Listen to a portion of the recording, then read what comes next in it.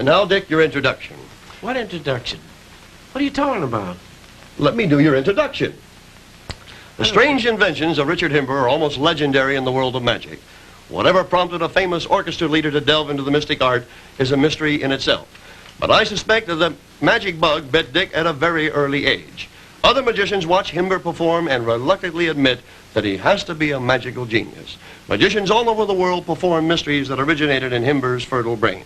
And today, we're fortunate enough to have and witness a few of the Himber bafflers performed by their originator. Magic Rants presents with great pride the strange inventions of Richard Himber. You must be kidding. What's this comedy bit about presenting? I brought just a few small, stupid tricks to show you. But Dick, I don't think you understand let me show you. Now, let me explain something to you. Before we get into the show, I must explain that all I'm going to do is a little trick here. Now, this you've probably seen 1,000 times. The idea is that you pull this down this way.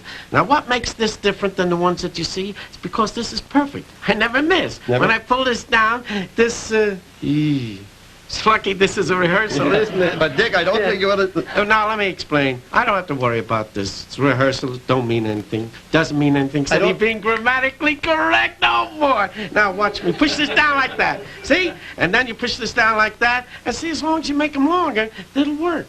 Now, you see, if I pull this down, this always stops it where it is.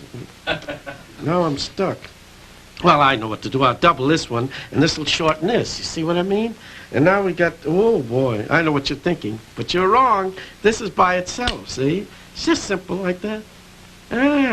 Now, even if I double this, and I double this, and I hope they don't double your salary, and at my expense, you see what happens? And now when I double this, and whoa, that goes like this. Now I know what you're going to ask me. See, I don't give him a chance to talk at all, George.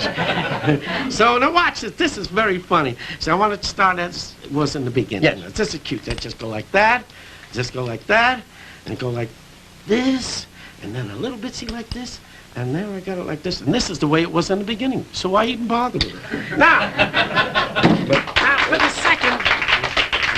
the second trick, this is really funny. You know, I was going in the kitchen before, and I said, I'm going to appear with Don Allen at the show. What time do you tape the show? Well, we got plenty of time. I want to show you what happened down there. You got a Chinese cook in this Chinese German cook tavern? and head waiter. And head waiter. I went up to him and I said to him, German tavern here in this ranch? Chinese head waiter, what do you serve? It's meatballs, spaghetti, lasagna, pizza. So I says, look, I'm going to be with Don. I can never eat anything heavy. So the first thing you got to do for me is to get me a couple of 3-minute eggs. He said, all right, I'll make you a couple of 3-minute eggs. It's a big deal appearing with Don Allen. He's jealous of you, huh? Well. Yeah, well, all right. So I says, well, have you got something to time the eggs with? He says, yeah, we got a clock. I said, well, that's all right.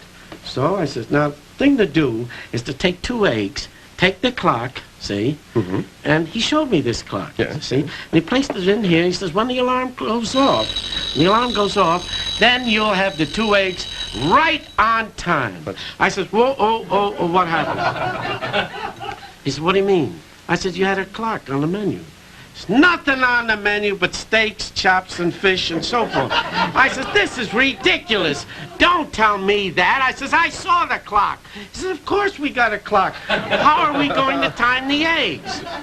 See? Well, now, I thought I'd steal this bit, and we do it on the show. What do you think? Well, now, let me explain something else. Now, this is very funny. For the third trick, this could be good. And I say, this is I think it will be good. Yes, well, let me show you what I mean. Now, here's an ordinary pack. And, of course, you want to shuffle it, don't you? Yes. Yeah, that's what I thought. Now, the important thing to remember is this.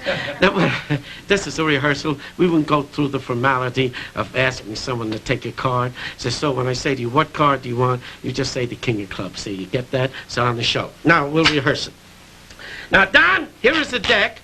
And I'm going to place it right in here so everybody can see it. See, right here. And now I want you to name any card. Doesn't make a difference. You notice that line there, that spoonerism? All right. Name a card, any card whatsoever. 4 spades.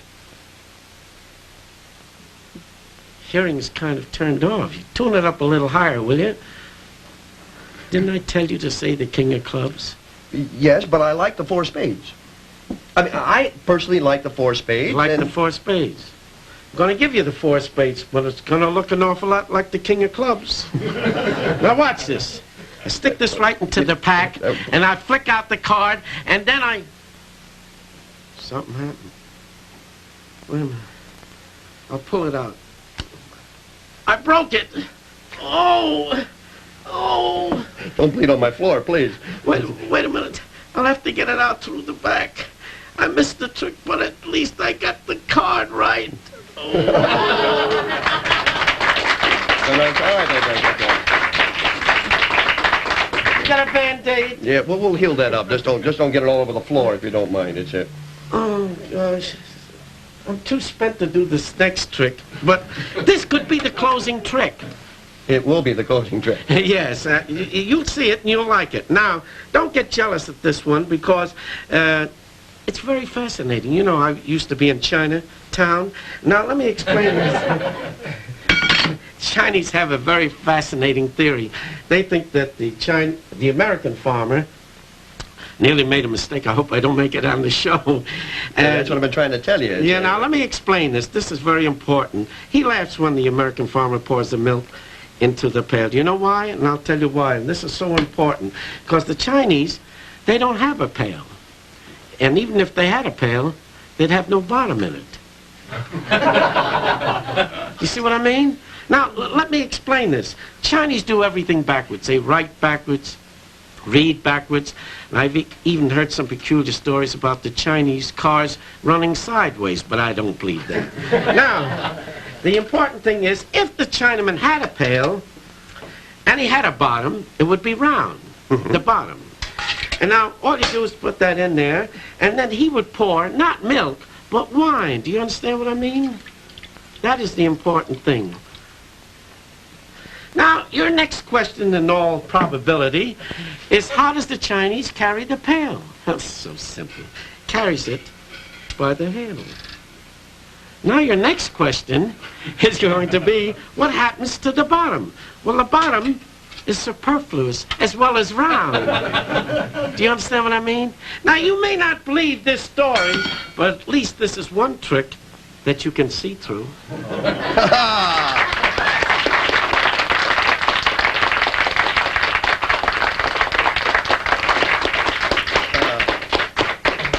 What do you think about these tricks? What time is the show anyway? I hate to tell you, we just did it. I've been trying to tell you for the last 10 minutes that this is the show. Yeesh.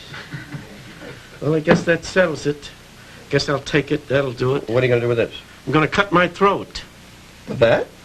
You don't think I'm going to use a real knife and hurt myself? Stupid magician. Richard Himber. All right.